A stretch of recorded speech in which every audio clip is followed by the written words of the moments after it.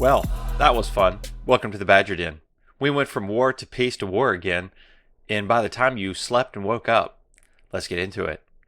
So there's no sunshine when she's gone, and believe me, she's gone.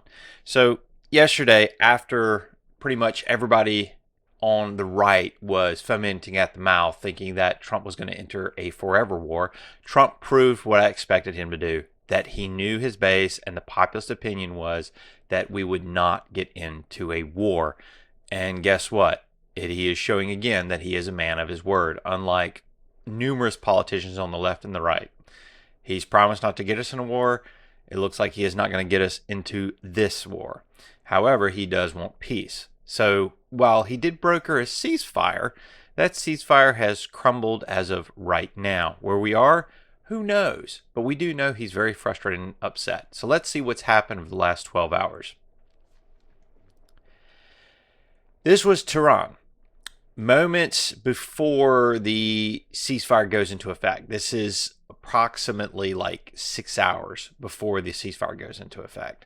Israel is bombing them still. So the moment that the ceasefire was agreed to of both nations, Israel sent up every plane they had to bomb everything they could, specifically targeting Iranian leadership. I still am of the opinion that the goal of this whole ordeal, especially from Israel, was regime change. And I think that Trump was still relatively okay with it. Because, I mean, the Ayatollah is still alive, but the rest of the leadership in Iran is gone. They have nobody. They literally only have the Ayatollah and his son and some clerics left. Again, I think Trump was right on this call to say don't kill the Ayatollah because it will turn him into a martyr and galvanize the country against you. You want internal strife, you want civil war, then at least leave the Ayatollah so he keeps some semblance of sanity within Iran, and hopefully he's learned his lesson and will leave nuclear ambitions aside. We will see. And then the moment the ceasefire went into effect, Iran shot up multiple missiles into Israel. The moment the ceasefire went into effect. Sort of a last ones. We are the ones with the last shot. And this was supposedly captured by the Russian Times in Iran, where they posted this up. This was an apartment complex. They did kill 26 civilians and destroyed apartment complex. This is awful. They pretty much shot this out the moment that the ceasefire was enacted. So like they're up in the air. Whatever happens in the air doesn't count because, right now we're following the ceasefire. But 10 seconds ago, we shot up 26 missiles at an apartment complex. And then Israel said, you want to bet you're the last ones? So Israel sent another squadron of planes up and over into Iran and bombed Tehran really, really good, specifically hitting an art district. And what do you think Iran then did? So before Iran could do anything or Israel could do anything, Trump basically said, don't make me come in there. I'm your daddy. Both of you stop it. Stop it. I'm your daddy. Well, Israel is basically saying that we're going to do it anyway because they've broken the ceasefire. Since they've broken the ceasefire, we're going to continue to do as much as we can. And then Trump tweeted out, don't do it. Those planes are just supposed to be a flyover. He actually tweeted like 2 or 3 times regarding this, that the war planes that were going over Iran were just going to be a final send-off. They were just wagging their wings and coming back. Needless to say, that did not happen. Israel's like, you're not my real dad, and went ahead and dropped those bombs. So we don't know where we are right now. This is pretty much as is right now, getting this out, that Israel's dropped those bombs. Iran, as far as we know, is gearing up to shoot another salvo back, and we're back where we are 12 hours ago. Trump is very frustrated. You don't really hear the man cuss, pretty much. He is angry. I got him mid-F right here, basically saying these countries have been at war for generations. They're so used to war, that's all they know, and they don't know what the F they're doing. He's pretty much right. This is why a lot of people get things wrong in the Middle East. why a lot of people get things wrong about things in America.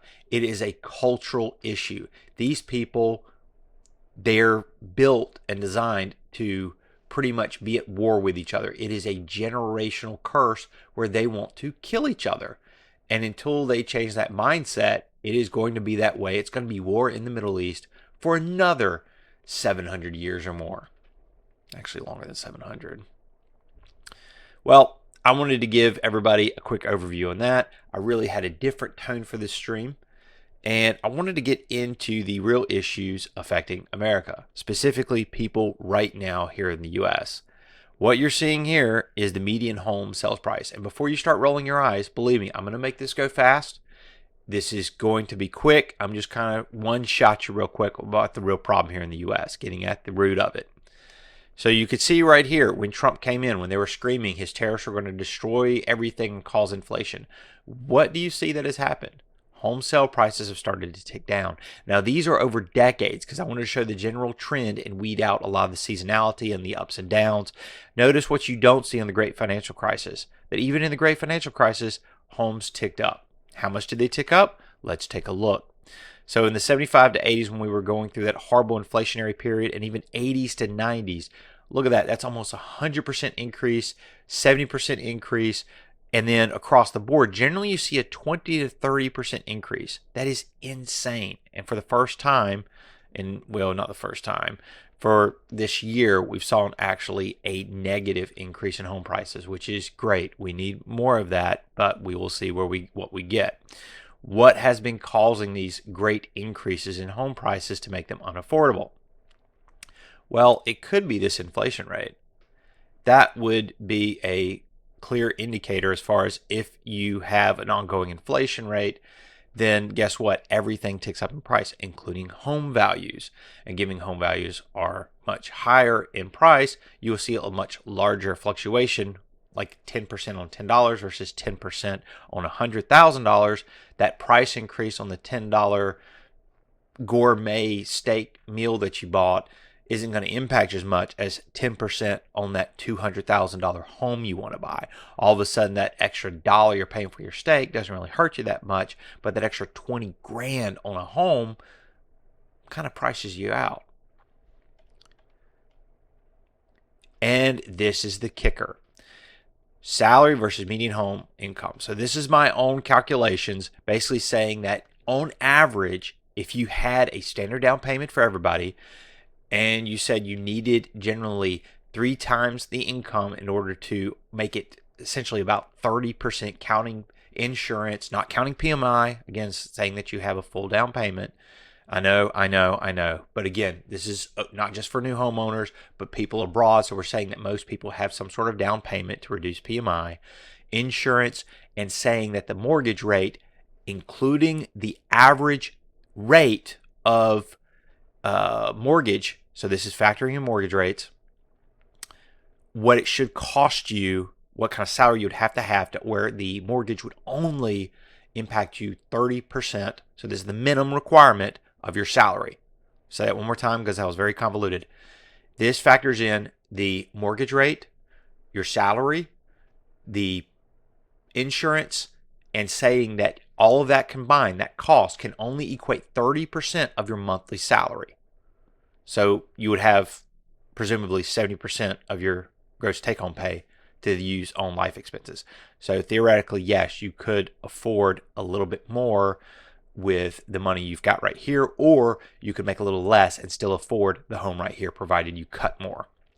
So this is that same graph, but this is the required salary. So this is essentially this right here is what kind of income you would have in order to buy these homes. Notice that. And notice where it comes up a little bit more. That's got to do with the interest rates. So while the homes are going up at a linear fashion, here the inflation kind of ticked up a bit more. And then here inflation was a bit lower. And then, of course, inflation got out of control, and now inflation is back in control. So that's something to note, that the salary increases chart right along with the home value increase. Of course, that's kind of a no-brainer. Hence, that's kind of the same chart, but just showing when you factor in interest rates, still ticks up insanely. And then this is the current medium income. So when these touch, that is the best time to buy a home because the median income equates to about the average price of a home, which come down long enough. I know it's getting convoluted. The main point here is then when this blue line is touching the green or above it, that's good. So notice when it was the best. When Obama was on his way out and when Trump was in charge. And then when it is the worst. When Biden was in charge. And now hopefully with Trump in charge, we can see this blue line tick up. The median household income going above the required salary to afford that home. Man, this is ugly. This is ugly, guys. This is why we're in so much debt and struggle, is all of our money is essentially going to try to survive and owning a home. Now, I wanted to add in one more play here. This is, again, household income. This is individual income. Look what those numbers are. It is rough out there. So a regular person literally cannot afford a home right now. Even if you're in a household and you're a two-person income and you can't stay home with the kids, which is sad. For those single mothers out there, I salute you. That's great that you can do that. Love your kids. It's the best thing for them. And what are we going to do, guys? What are you going to do? Like, you literally have to earn 3 times what you're making now in order to afford a home on your own. We are in some serious stuff. Where the worst of it is, just to note something here, Newark, New York, LA, Detroit, Wilmington, Washington, Chicago, Houston, San Francisco, Miami. What do all of them have in common? They are Democrat S-holes. Yep. So all you people leaving those blue cities, those blue states, and moving to a lovely red area, quit the cycle. Break the cycle. Stop it.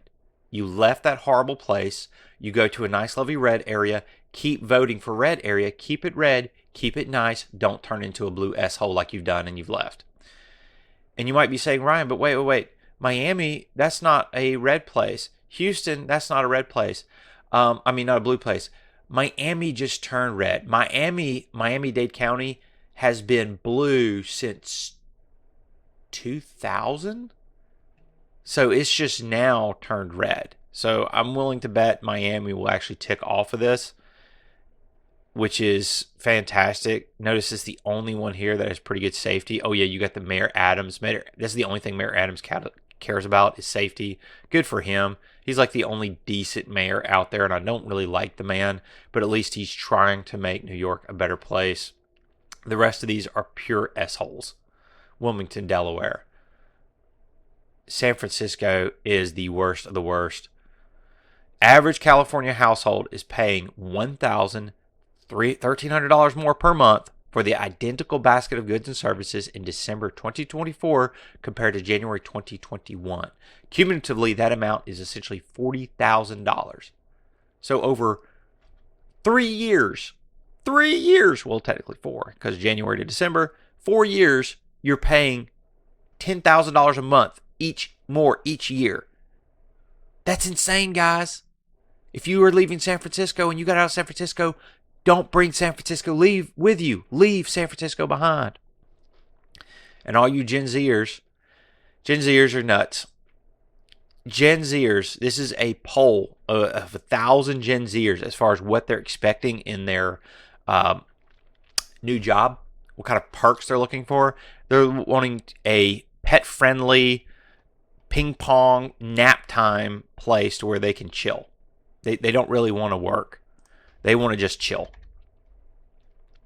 So a third of Gen Zers expect free snacks and lunch. A third. Most of them would not even want to come into work. They want it all remote. A third say they want a 4-day work week, and that's non-negotiable. So the same people that want free snacks and lunch also want to only work 4 days a week. 25% want extended sabbaticals because, again, they've been living off mommy and daddy, and they think they can just go around the world whenever they feel like it instead of actually work. The actual people who presented the survey believe that it is a shifting viewpoint about well-being. This is not well-being. This is laziness. Pushing back against the old model of constant hustle and burnout. And guess what? You're gonna make more. That's what you're going to do. That's what you're thinking. You're going to make more. No, you're not. If you are working only 80% of the time compared to I'm working 100% of the time, I'm going to better make 20% more than you, because that's how it works. I'm harder working than you. I'm tougher than you. I'm better than you. That's how it is. Grow up, Gen Z. Companies that dismiss these priorities as frivolous may find it increasingly difficult to attract and retain top talent. Nah. You know what they'll do? They'll go overseas. They'll get a B1 visa. That's what they'll do. That's what you're doing, Gen Zers, when you're not working. They will find somebody to replace you. You're not special. You're not a snowflake. You're a replaceable cog. We all are. And the moment you accept that and you realize that you're replaceable, you've got to get in there and you've got to work hard. That was the best thing you can do. The best thing you can do is start your own business. 76% are calling it a must-have. That is, that's for overtime. Yeah, well, that's pretty no-brainer. So right now, this is the current mid-career income and how degrees are playing out. So this is interplayed with unemployment. So the average unemployment level for people with these degrees. Notice anthropology is at 10% because nobody cares about anthropology.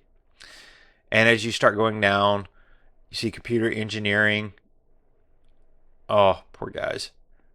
Fine arts, that's amazing. That surprised me that you're even making 70K, but good job. Sociology, nobody needs a sociologist.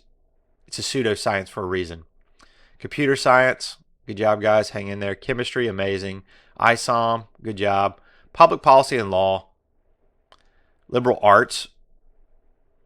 I don't know how your underwater basket degree is making 70K.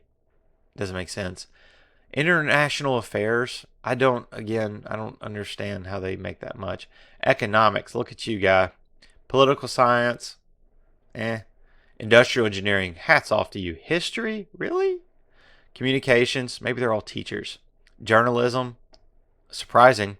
But what this doesn't factor is what is the actual interplay between the average unemployment and the actual amount of the degree. Well, I fixed it for you. This is that same chart adjusted for the average amount of employment time. So if the average unemployment is 10%, that means on average 90% of the time you're employed. So that means you're making 90% of your average income. So that's what we have here, and you see it ranked. So really you want to be a computer engineer, economics, computer science, industrial engineering, international affairs, ISOM, physics.